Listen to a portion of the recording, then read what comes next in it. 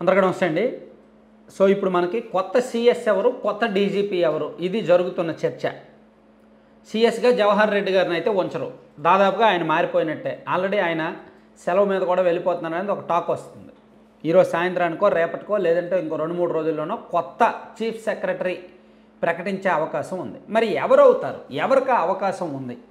So ఇప్పుడు మన రాష్ట్రంలో ఐఏఎస్ల ప్రొఫైల్స్ చూస్తే సీనియారిటీ ఎవరికి ఉంది, సీనియారిటీ జాబితా, అలాగే సిఎస్ అయ్యే హోదాలో సిఎస్ స్థాయిలో ఎవరెవరు ఉన్నారనేది చూస్తే నీరబ్ కుమార్ ప్రసాద్ గారు టాప్లో ఉన్నారు. సీనియారిటీ పరంగా లిస్టులో పైన ఉన్నది ఆయన, నీరబ్ కుమార్ ప్రసాద్.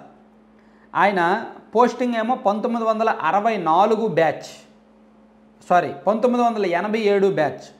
బీహార్ క్యాడరు 1987 బ్యాచ్ ఆయన. సో ఆయన సీనియారిటీ లిస్టులో పైన ఉన్నారు. అలాగే ఆయన తర్వాత పూనం మాలకొండయ్య గారు, రాష్ట్రంలో చాలామందికి తెలుసు. ఆమె చాలా జిల్లాల్లో కలెక్టర్గా పనిచేశారు, చాలా డిపార్ట్మెంట్లకు కమిషనర్గా కూడా పనిచేశారు.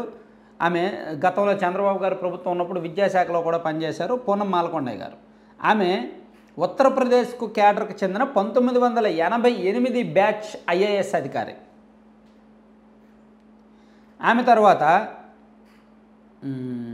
ఎర్రా శ్రీలక్ష్మి, అంటే జగన్మోహన్ రెడ్డి గారి కేసులో ఉన్నారు కదా శ్రీలక్ష్మి గారు, ఆమెకి ఇవ్వర్లే, ఆమెని పక్కన పెట్టేయచ్చు. ఆ తర్వాత కరికల్ వల్లవన్, ఆయన 1989 తమిళనాడు బ్యాచ్ ఐఏఎస్ అధికారి. ఆ తర్వాత Rajat Bhargava 1990 batch UP batch. అలాగే అనంతరాము కర్ణాటక 1990 బ్యాచ్. తర్వాత సుమితా దోరా Punjab 1991 batch. G Sai Prasad Andhra Pradesh 1991 batch.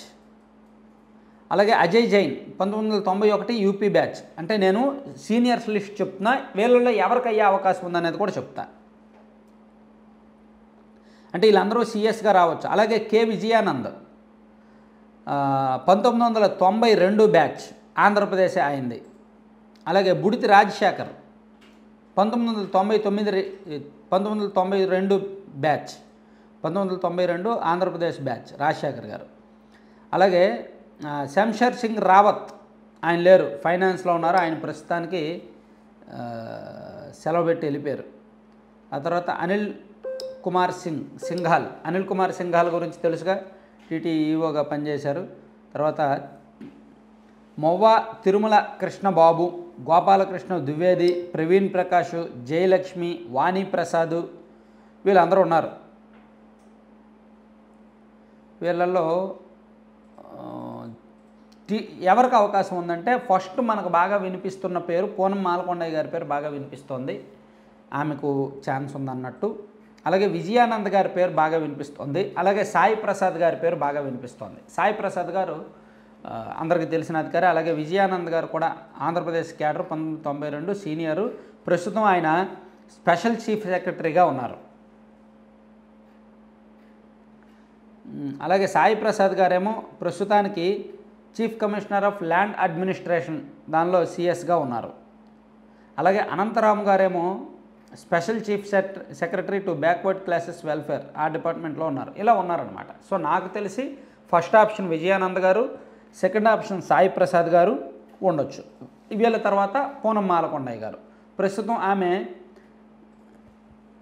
Special CS హోదాలో ఉన్నారన్నమాట.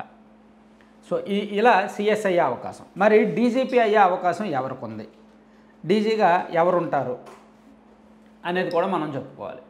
డీజీగా ఇప్పుడున్న హరీష్ కుమార్ గుప్తా గారినే కొనసాగిస్తారు కొంతకాలం, లేని పక్షంలో ద్వారకా తిరుమలరావు గారికి అవకాశం ఉంది అంటున్నారు. ద్వారకా తిరుమలరావు గారు తెలుసు కదా, లాస్ట్ టైం కూడా ఆయన డీజీపీ అవ్వాల్సింది, మిస్ అయింది. అలా ఆయన పేరు ఒకటి పరిశీలనలో ఉంది. ఆయన కాని పక్షంలో ఒకవేళ ఏబి వెంకటేశ్వరరావు గారికి రిటైర్ అయిపోయారు, మళ్ళీ ఆయన సర్వీస్లోకి తీసుకునే ఛాన్స్ అయితే లేదు, ఆయన కూడా అర్జీ పెట్టుకోలేదు, కేంద్రం పరిశీలనలో లేదు కాబట్టి ఆయన పేరు ఇంకా వదిలేయచ్చు. సో ద్వారకా తిరుమలరావు గారు కానీ లేదా ఇప్పుడున్న ఆయన్నే ఇంకొన్నాళ్ళు కొనసాగించే ఆలోచనతో అయితే ఉన్నారన్నమాట. చాలామంది వెయిట్ చేస్తున్నారు డీజీపీ పోస్ట్ కోసం, చాలామంది ఐపీఎస్లు వెయిట్ చేస్తున్నారు. Thank you.